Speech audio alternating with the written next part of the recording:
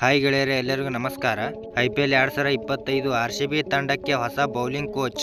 ಯಾರು ಈ ಓಂಕಾರ್ ಸಾವ್ಳಿ ಮತ್ತು ಇವರ ಸಾಧನೆ ಕೇಳಿದರೆ ನೀವು ಬೆಚ್ಚು ಬೀಳುತ್ತೀರಿ. ಹಾಗಾದರೆ ಇದರ ಎಲ್ಲದರ ಬಗ್ಗೆ ಹೇಳುತ್ತೇನೆ, ವಿಡಿಯೋ ಸಂಪೂರ್ಣವಾಗಿ ನೋಡಿ.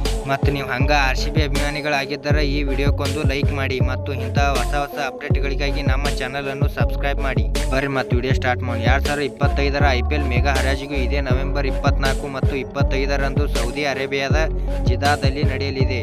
ಅದಕ್ಕೂ ಮುನ್ನ ಎಲ್ಲ ತಂಡಗಳು ತಮ್ಮ ಸಿದ್ಧತೆಗಳನ್ನು ಅಂತಿಮಗೊಳಿಸಿವೆ. ಪ್ರತಿ ಬಾರಿಯಂತೆ ಈ ಬಾರಿಯೂ ರಾಯಲ್ ಚಾಲೆಂಜರ್ಸ್ ಬೆಂಗಳೂರು ತಂಡದ ಮೇಲೆ ಎಲ್ಲರ ಕಣ್ಣು ನೆಟ್ಟಿದೆ. ಏಕೆಂದರೆ ಪ್ರತಿ ಹರಾಜಿನಲ್ಲೂ ಸ್ಟಾರ್ ಆಟಗಾರರ ತಂಡನ್ನೇ ಕಟ್ಟಿಕೊಂಡು ಅಖಾಡಕ್ಕಿಳಿಯುವ ಈ ರೆಡ್ ಆರ್ಮಿಗೆ ಮಾತ್ರ ಇದುವರೆಗೂ IPL ಟ್ರೋಫಿ ಎಂದಿಗೂ ಎತ್ತಿ ಹಿಡಿದುಕೊಂಡಿಲ್ಲ.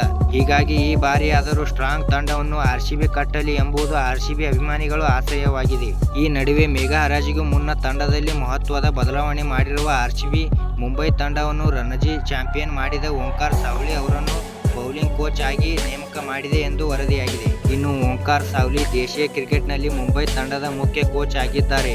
ಅವರ ಕೋಚಿಂಗ್ನಲ್ಲಿ ಮುಂಬೈ 2023-24ರ ರಣಜಿ ಟ್ರೋಫಿಯಲ್ಲಿ ಉತ್ತಮ ಪ್ರದರ್ಶನ ನೀಡಿ ಚಾಂಪಿಯನ್ ಆಗಿ ಹೊರಹೊಮ್ಮಿತ್ತು.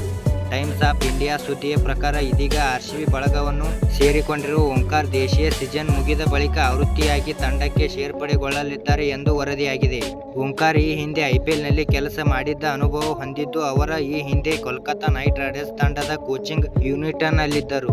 ಓಂಕಾರ್ ಸಾವ್ಳಿ ಅವರ ವೃತ್ತಿ ಜೀವನದ ಬಗ್ಗೆ ಹೇಳುವುದಾದರೆ, ಸಾವ್ಳಿ ಅವರಿಗೆ ಆಟಗಾರನಿಗೆ ಹೆಚ್ಚಿನ ಅನುಭವವಿಲ್ಲ.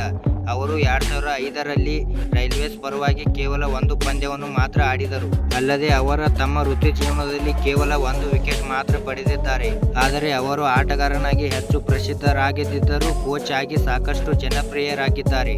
ಈ ವರ್ಷವೂ ಅವರ ಕೋಚಿಂಗ್ ಅಡಿಯಲ್ಲಿ ಮುಂಬೈ ರಣಜಿ ಟ್ರೋಫಿಯಲ್ಲಿ ಎಲೈಟ್ ಗುಂಪಿನಲ್ಲಿ 3ನೇ ಸ್ಥಾನದಲ್ಲಿದೆ. ಆಡಿರುವ 5 ಪಂದ್ಯಗಳಲ್ಲಿ ತಂಡ 22 ಅಂಕ ಗಳಿಸಿದೆ. ಧನ್ಯವಾದಗಳು. ಇಲ್ಲಿವರೆಗೆ ವಿಡಿಯೋ ನೋಡಿದ್ದಕ್ಕೆ. ವಿಡಿಯೋ ಹೇಗೆ ಆಗಿದೆ ಎಂದು ಕಮೆಂಟ್ ಮಾಡಿ ಮತ್ತು ಇಂತಹ ಹೊಸ ಅಪ್ಡೇಟ್ಗಳಿಗಾಗಿ ನಮ್ಮ ಚಾನಲ್ ಅನ್ನು ಸಬ್ಸ್ಕ್ರೈಬ್ ಮಾಡಿ ಮತ್ತು ಹಂಗ ವಿಡಿಯೋ ನಿಮ್ಮ ದೋಸ್ತರಿಗೆ ಶೇರ್ ಮಾಡಿರಿ. ನಮಸ್ಕಾರ.